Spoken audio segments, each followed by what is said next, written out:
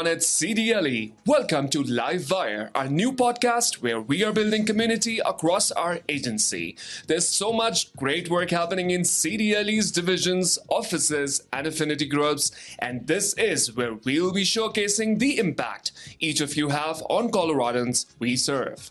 This podcast series is brought to you by the creative team in the Office of Government Policy and Public Relations with our host, Deputy Executive Director and Chief Communications Officer, Ms. Cher Haavind.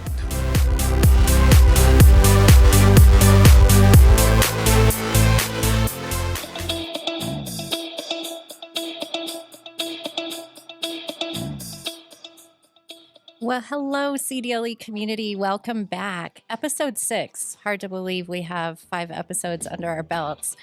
We have a very, very special guest in studio today for a very, very special episode of Livewire.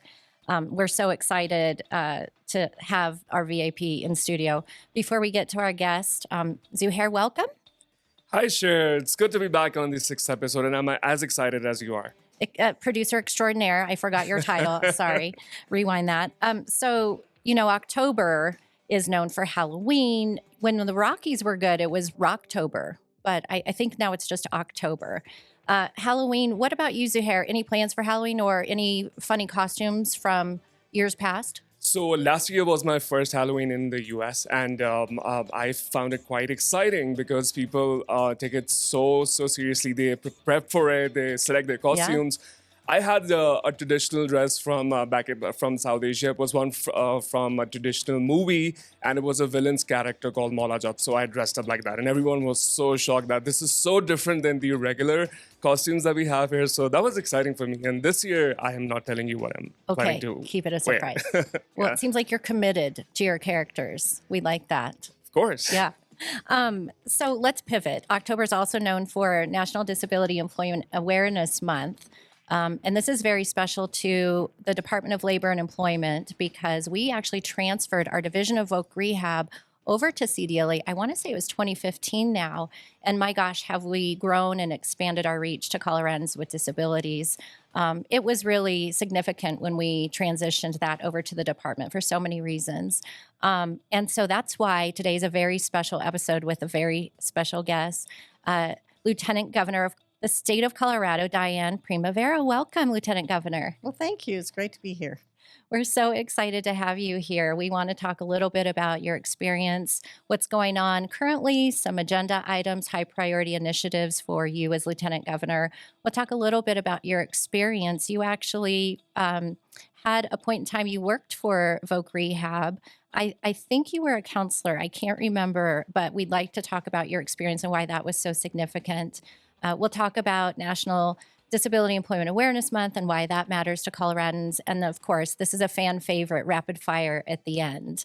And just so our audience knows, our guests don't know what the rapid fire questions are, including our distinguished guest today. So she really will be responding rapidly to rapid fire. It's painless.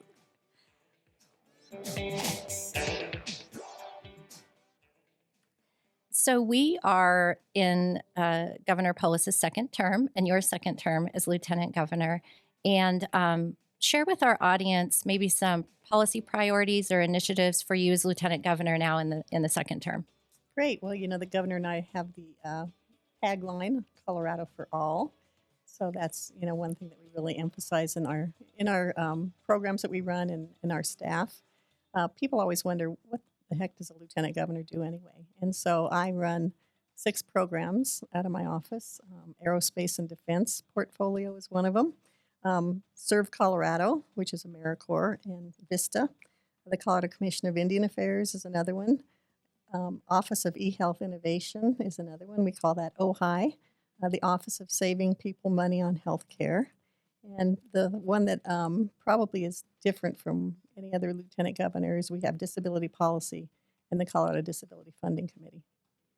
That's amazing. I want to just circle back to the third office in your work with some of the tribal governments and the tribes and expanding reach.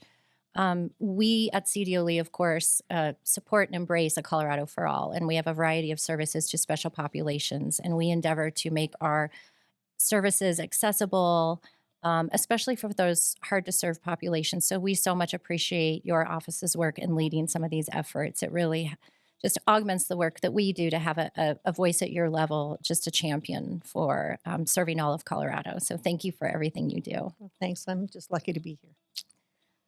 Let's talk a little bit now that it is the second term, maybe what has changed now in term 2?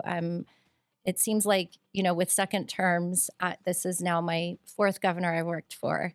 You really want to do so much. And sometimes it feels like you don't have enough time to get it all done. But maybe what's changed since you first took office to today? Well, for one thing, we went through a pandemic in 3 years of our first administration. So that's changed. And with that has come some positive changes and some negative changes. I think the way people work has changed. The way people want to work has changed. Mm-hmm. And so that's one thing. We accomplished a lot in our first 4 years, and so the governor has some different priorities in his second term. He wants to make sure that we address the housing Mm-hmm. issues that we have. It's very costly to live in Colorado, most parts. We want to make sure that Colorado is a really safe state to live in, and we want to make sure that we put as much money back in people's pockets as we possibly can, save people money. That's great. I really want to spend a little more time on your experience working for the Division of Voc Rehab. What were some bright spots of that, and why was that so significant for you in your career path? Well, I think the reason I was most interested in working with people with disabilities is that my grandpa was actually blind, and I never realized what an impact that had on me until actually just a few years ago. Mm. So I started to work in vocational rehabilitation, and I think if you had asked anybody that's living or that's listening to this podcast, who are you? The first thing they would say would be their name, and the second thing they would say is what they do. Mm-hmm. So it's so ingrained in a person's who they are with what their work or their career is, and so it's really important to me to make sure people have that identity and have that that as part of who they are. The word disability has always been a word that has really bothered me. If you look at the DIS and disability, it means without ability. And so if you had that tag on you all of your life or a big part of your life, I don't think that's anything anybody would want us to have. So employment has really been important to me because it allows people to show that they do have abilities and allows employers to know that they can hire a person with a disability and they'll have a really great worker. Right. And at CDLE, when we did bring DVR over, it was such a learning opportunity for a lot of us as well, using people first language. And really, a meaningful career path means a lot of things to a lot of different people. And how can we help them with those career goals, whatever they are? And again, your work has been so important in leading the way for us at CDLE. Great. Well, I was there when we took the vote to move it move Voc Rehab over to CDLE, and that's really important. I think most of our systems in the nation have been set up to keep people with disabilities in poverty, and so if we can really emphasize employment and giving people a wage that they can support themselves on, that's really important, and that's the work that CDLE really does. Great, thank you. And we have so many committed people doing that work. We're so proud of what they do every day. Before we close out and get to our fun rapid fire segment, a little bit about National Disability Employment Awareness Month. We've been recognizing this at CDLE since we brought DVR over. We've had the Shining Stars of VR Awards, a program recognizing workers and employers who employ those workers with disabilities. And we highlight hiring events and all kinds of opportunities across the state. As we transition to the next segment, any thoughts about inclusivity and why it's so great to have an initiative like this on a national landscape and why it's important? Well, I think if you have all voices at the table, if you have all voices in the workplace, that's really important. I think we can all learn from each other. And so to have somebody as an employee who has a disability, I think is really important. And, National Disability Employment Awareness Month is really important to emphasize because it shows employers that they can hire people with disabilities and have that improve their productivity. It also shows people with disabilities that they can work and that employers will hire them. And I think it's a real confidence boost for people. Right. That's great. Thank you.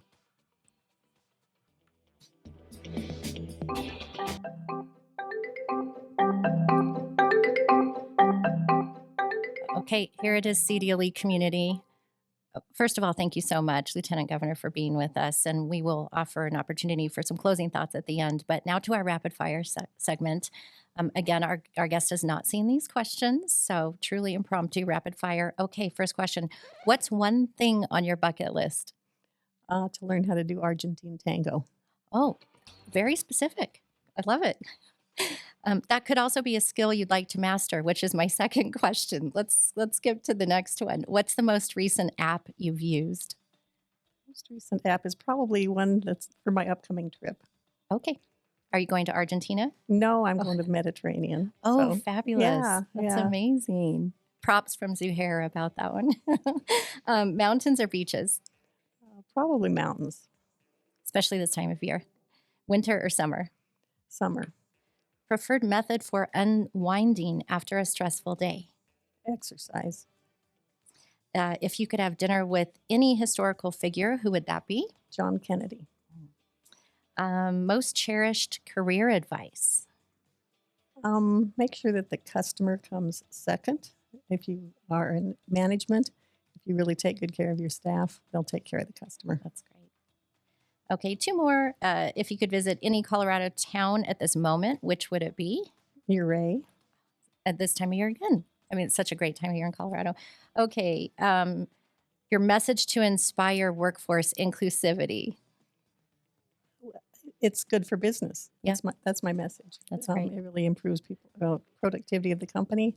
It helps, gives the person a hand up who needs employment, and it's just a win-win for everybody. Thank you.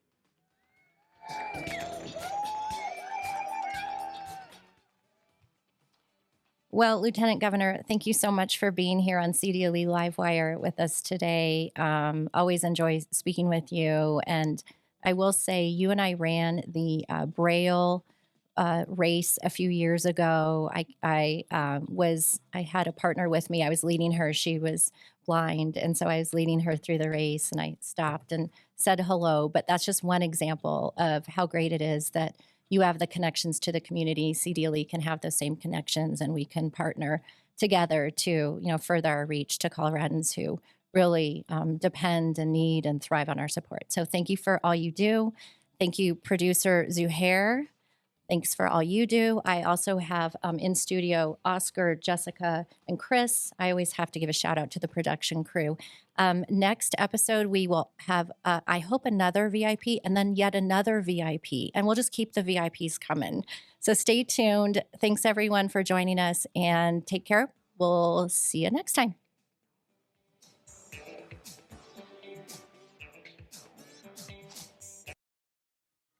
Cher Haavind. Haavind. Haavind. Haavind. Haavind. No. Haavind. Haavind. Haavind. Yes.